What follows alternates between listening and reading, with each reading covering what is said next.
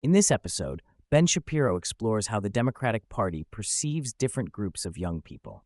He argues that Democrats favor performative youth, often activists or theater kids, who engage in political discourse but contribute little to innovation or self-sufficiency. In contrast, young professionals, such as engineers and entrepreneurs, are viewed with skepticism by the left. Shapiro highlights a recent controversy involving a young technologist known online as Big Balls, who works for Elon Musk's Department of Government Efficiency, Doge. Wired magazine and other left-leaning outlets have scrutinized him, arguing that his online persona raises concerns about his suitability for handling sensitive government systems. Shapiro criticizes the media's reaction, particularly CNN's coverage, calling it overly dramatic. He notes the irony in the left's outrage over an online alias while ignoring more serious security breaches under the Biden administration. He emphasizes that Musk's engineers are typically young, intelligent, and highly skilled, contrasting them with the left's preferred youth, whom he characterizes as lacking practical expertise. The discussion then shifts to how the left elevates young figures who criticize the system rather than those who contribute to it.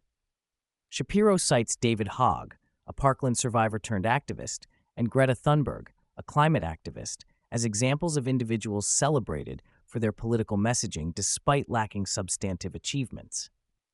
He argues that the left prefers young people who align with their ideological narratives over those who create tangible solutions.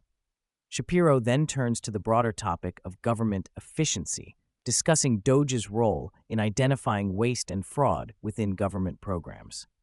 He claims that the left's opposition to Doge stems from their desire to maintain bureaucratic inefficiencies, which historically benefit their political allies.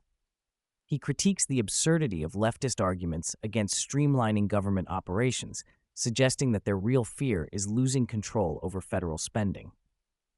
Expanding on government spending, Shapiro examines the Trump administration's recent actions to reduce waste, including cuts to USAID. He argues that Democrats' past spending habits have led to significant corruption and inefficiencies. He expresses optimism that the public will support these measures as more Americans become aware of how their tax dollars are being misused. The conversation then shifts to the NFL's recent messaging changes ahead of the Super Bowl. Shapiro notes that the league replaced the "End Racism" end zone message with "Choose Love," interpreting this as a shift away from the victimhood narrative that has dominated sports culture in recent years.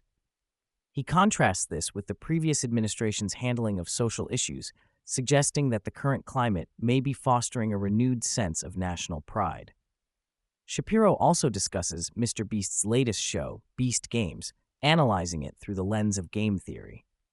Contrary to claims that the show critiques capitalism, he argues that it actually highlights fundamental truths about human nature and decision-making in competitive environments.